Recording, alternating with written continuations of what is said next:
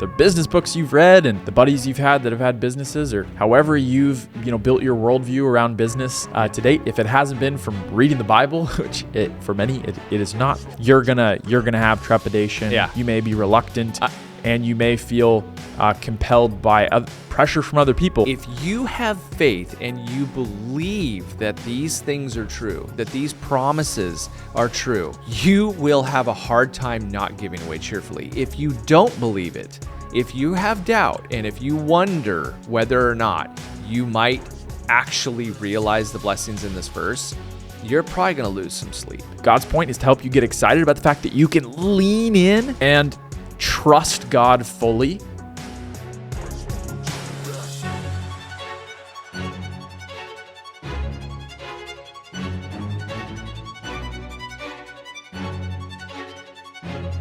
Welcome everyone to the Vertical Business Podcast. Today is part 2 of the conversation we kicked off last week. The concept is unlocking business success using generosity, which is totally counterintuitive to what you'll read in business books or what the world will tell you, in that you can unlock business success by giving what you have away. Like I said, very counterintuitive. And if you haven't listened to part 1, you should go back and listen to it. This is part 2. And today what we want to talk about is how to become a cheerful giver, or how can I be a cheerful giver, which again, we sort of touched on last week. We unpacked all of the promises from 2 Corinthians 9, 6 through 11 that God gives around those that give cheerfully. And they're very exciting. And so the next question some of you may have asked is, how do I become a cheerful giver? How do I ensure that I not only give, but I can posture my heart in a way that I'll be cheerful when I do so? That's what Jeff and I are going to talk about today. And conveniently, we are going to just use the same text to unpack how we believe you can do that. Yep, 100%. Well, so the text has some caveats, right?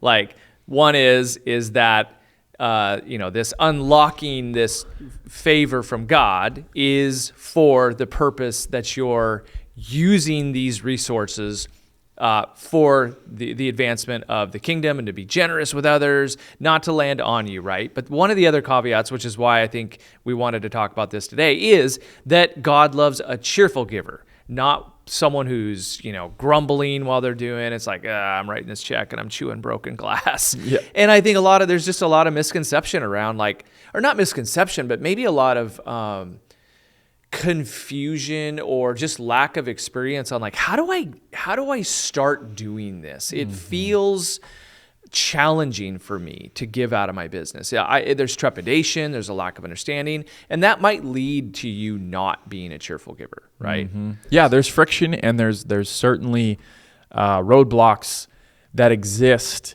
in getting here if you don't have somebody walking you through it. Yeah. Because again, the business books you've read and the buddies you've had that have had businesses, or however you've built your worldview around business to date, if it hasn't been from reading the Bible, which for many it is not, you're gonna have trepidation. Yeah. You may be reluctant, and you may feel compelled by pressure from other people, which this verse tells us those are not the right reasons to give, and those will not lead to you being a cheerful giver. Right. I mean, basic world human mechanics, the way the world works, is if money is leaving my bank account, it's going down, and that's a negative.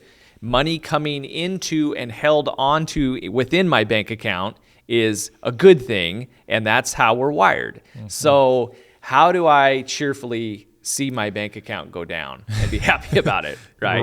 Right. Yeah, So exactly. to address that, I mean, I think we have some really good principles, partly from this text that we read in the last episode, partly just either from other parts of the Bible, and maybe just even some general wisdom. And so I think, the first one was just, again, a revisit of last week, which is part of being cheerful is that, let's be honest, we're human beings. We would love to get something for giving something, right? Or maybe to say that better, we want the assurance that we're going to be taken care of. If I'm seeing my bank account go down, I will be far more cheerful if I know that there's a promise, or if I know that there's a framework or a mechanism to feel secure in the fact that it's going to go back up. Yeah. Right. And so we have, in the last episode, we have these 5 points, and they are that when we're generous, we get a special love from God. And we're talking about a really special love from God. It's the same Greek word he uses when he talks about the church and Christ. So it's this special love from God. We get generosity from God. That's a big one. We get friends promised from God. We get prayer aimed towards us when we're generous. And then, of course, glory to God for generosity. And so the promise of the richness in these promised blessings, well, that should lead to being cheerful, right? Totally, man. Yeah. And, you I could feel you were caveating a little bit the motivation behind giving to get and, not erring too far on that side. But, I would add that if you read all of 2 Corinthians 9, you will see that Paul goes through a series of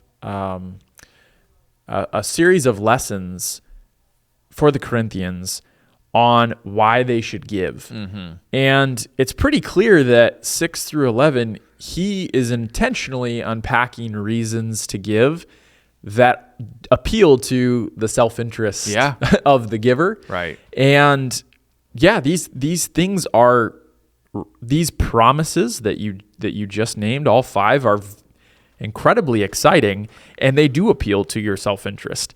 And that's Paul's intention. Yeah. And so it is, I think, good and right to understand these as generosity back from God. Mm-hmm. And it's reciprocal. It's you're giving, he's giving back. And so it's all right. And really, I think it's a beautiful thing, and it's part of God's intention for you to feel the excitement around that.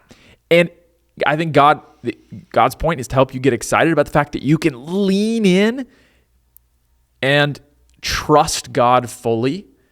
And it's this crazy exercise where you really can work out your faith by saying, the treasure, quote unquote, that I have here, the resources, the money, the things that my flesh and the world would tell me matter more than anything, I can give away freely, and I can trust that the Lord is better and that his promises are true. Yeah. So understanding this passage is a key. I mean, it's funny because it's sort of self-revealing. Understanding says be a cheerful giver, but understanding this passage makes you a cheerful giver. I mean, let's just bring it down to business terms. Yeah. If I have $1,000 and I'm going to give it with a heart of generosity, not because I know this particular framework is in place, but if I give it and I know I'm going to receive back my $1,000 plus potentially more,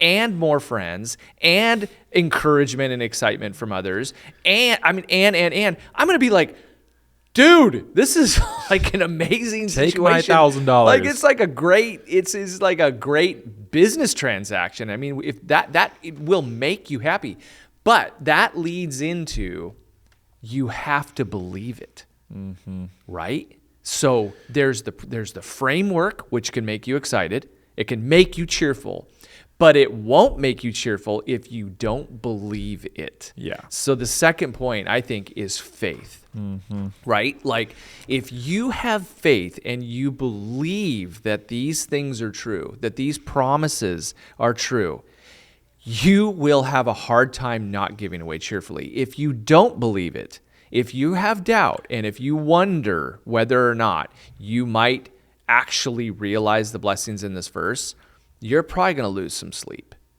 Yeah. Right? You're probably going to maybe feel a little bit anxious. You might even write checks begrudgingly, like, I'm supposed to do this because, I don't know, there's some passage, it's supposed to be a good thing. And you might find yourself in a state of just being bitter about it. But if you believe it, you will have joy and peace and contentment in this giving, and it all kind of works together in this ecosystem. Yeah. So I think faith, belief in the promise. Well, we touched on that last week right at the beginning when we said, we were issuing a warning over the information we were going to discuss, which is all of these promises. And yeah, the real issue does become faith, because if you believe the promises from this passage, then yes, you would be running to give more than you've ever given in your life. Right. Because the promises are so wildly good on every level, that it doesn't even take hyper spirituality or like dying to yourself to feel excited and motivated to give, because of the promises that God gives. Yep. Because there is even an element of God being generous back to you, a huge element of it, based on these promises. So it is incredible. And if you have faith and you believe the promise, you'd be looking to give anywhere you can. Yeah. It's like a bungee jump. That's what's coming to mind. Like if you believe the bungee has you, or diving out of a plane, if you are very, very certain that chute's going to open, you're going to have a blast on the way down, right? You're just like, whoa, this is amazing. You're doing flips and you're smiling, you're taking pictures on the way down with, and like, that's an amazing moment. If you are unsure if your chute's going to open or the bungee is going to hold, the whole process is going to suck, right? It's a really good analogy. But if you believe that the bungee that is God's power is there and it's strong and it's capable of holding you, you're going to have a blast on the way down. You're going to be like a kid jumping in a pool, it's just going to be fun. And so I think, that faith is just going to add to the richness of what you're doing. That's good. That's a good analogy. Yeah. So here's another thought. This is, I think, point number 3. And that is, we talk often about, giving, and can you be in a place of giving? Because if you understand this, you can be like, I just want to go be generous, and it could lead to a place of foolishness. If you have $1,000 in your bank account and you decide to write a check for $5 million to your church or to a charity, and it doesn't clear, then it's like, well, bro, I mean, there's an element of presuming upon God, I think would be the way I would phrase it, right? And so to find joy in your giving and to be a cheerful giver, I believe and we talk about this is a framework, if you will, or a tool that we use that leads you to a place of excitement when you give.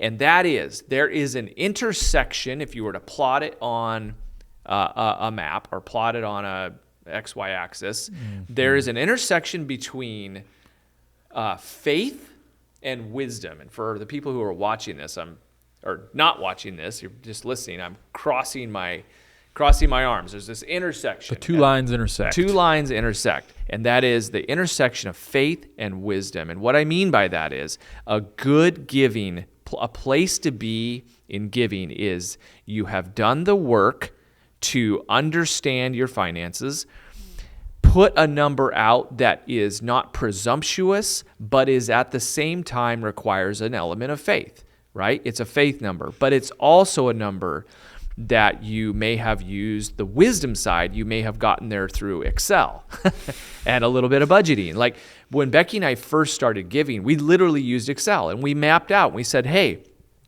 here's what company A can provide. Here's what we can provide personally. Here's what we have in savings. Here's another company we're going to start. And we mapped all that out and, ran the Excel formulas, and ba-ding, out pops the bottom is a number. Well, that number then could be ratcheted up a little bit and be like, oh man, that feels tight, but it's a number that's based on wisdom. We've done the business math, and then add it a little bit to stretch and make sure that it feels sacrificial. And then the faith element comes in, and then you believe that God is going to provide for you in this number. And you believe that he will meet you at this number and provide for the businesses and provide for your family and ensure that your savings is there.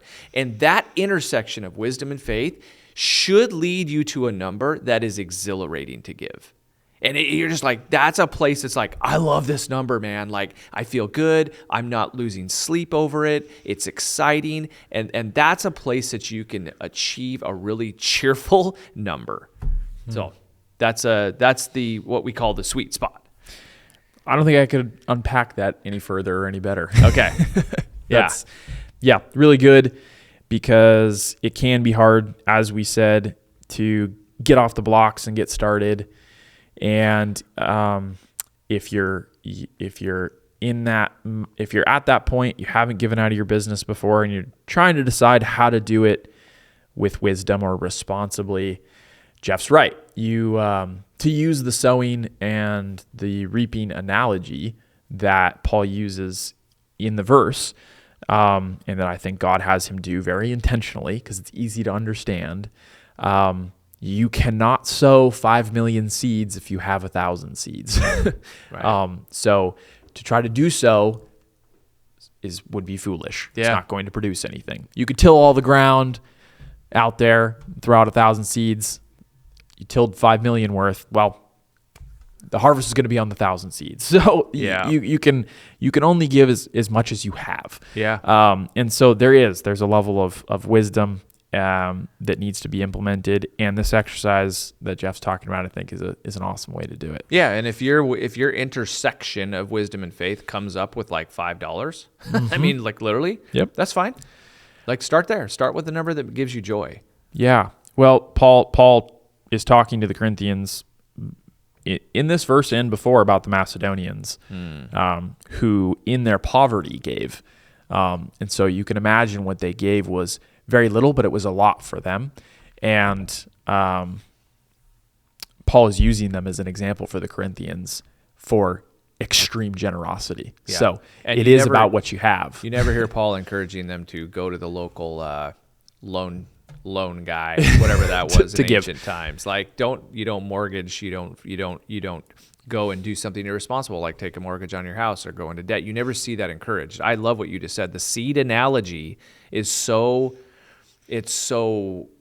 true to the times, and it's so basic. It's like, you can't sow seed you don't have. Yes. I love that. And I wanted to, I was putting my hands up in the air, and like I wanted to touch on, because I've found this very, very helpful when thinking through generosity and giving out of your business, is to understand the stewardship,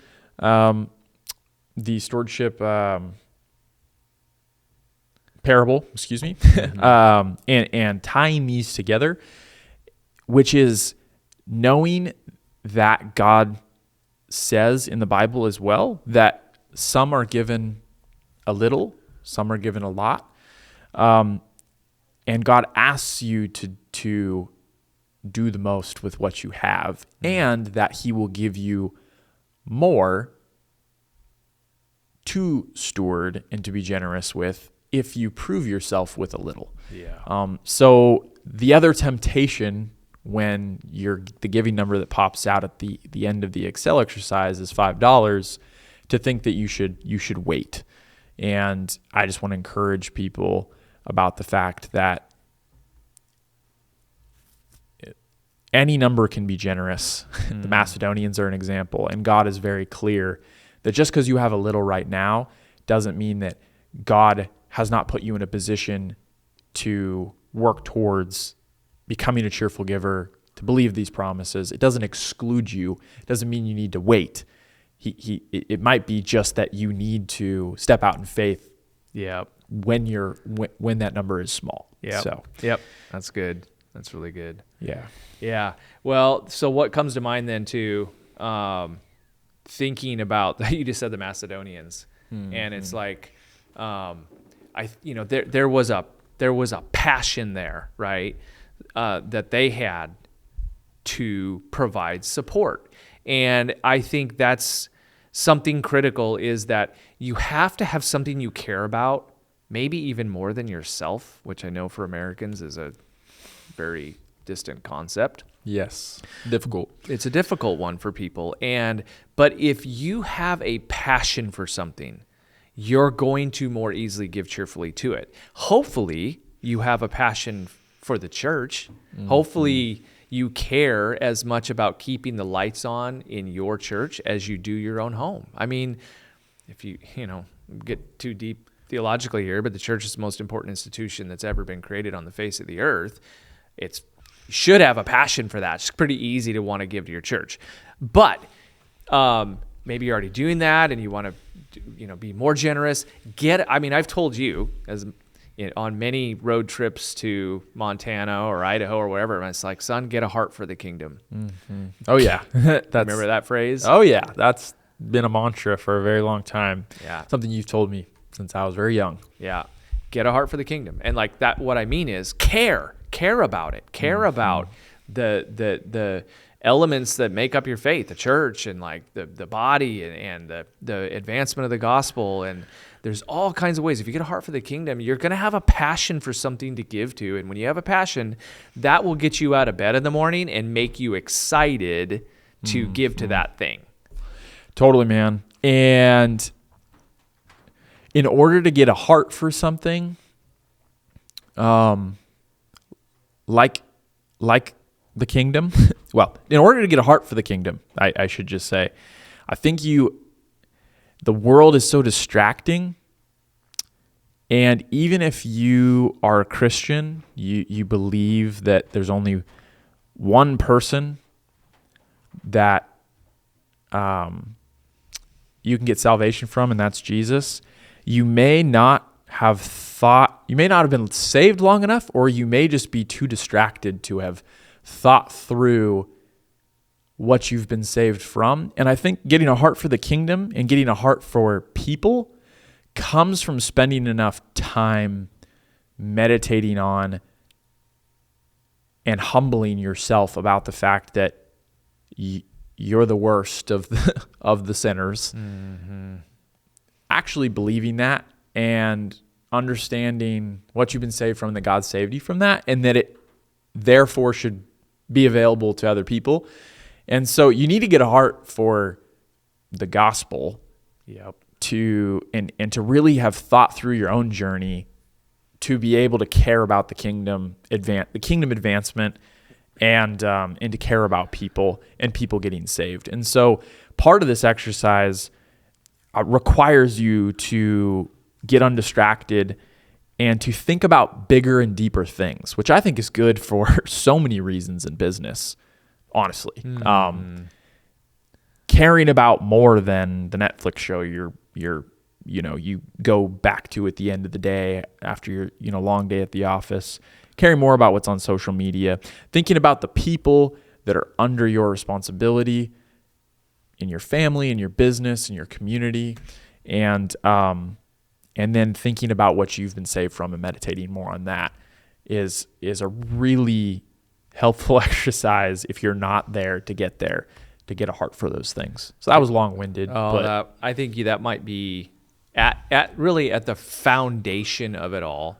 I think you may have just hit the foundational rock bottom supporting element, which is when you are thankful, it's really easy to want to share what you have been given with others.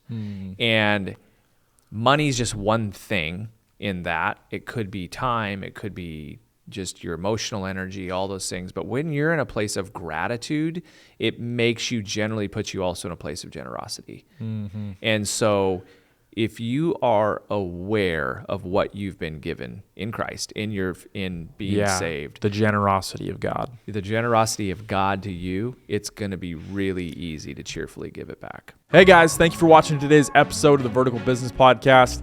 If you want to listen to more vertical business content, you can find us on YouTube, Apple Music, Spotify, and we are also now available on X, formerly known as Twitter. So if you guys want to go give us a follow over there, it would mean a lot, as well as subscribe to us on all the other channels In addition to the Vertical Business Podcast, you probably hear Jeff and I talk a lot about Sparrow, kingdom-minded giving. If you are interested more in what we are doing over at Sparrow, you want to subscribe to our newsletter, you want to get in contact with Jeff and I for any reason, we would love if you would go and visit the Sparrow website at gosparrow.com. Sparrow is spelled S-P-E-I-R-O. And over there, again, you can interact with us at a deeper level, as well as get access to the materials we talk about on the podcast. We look forward to seeing you guys there. Thanks.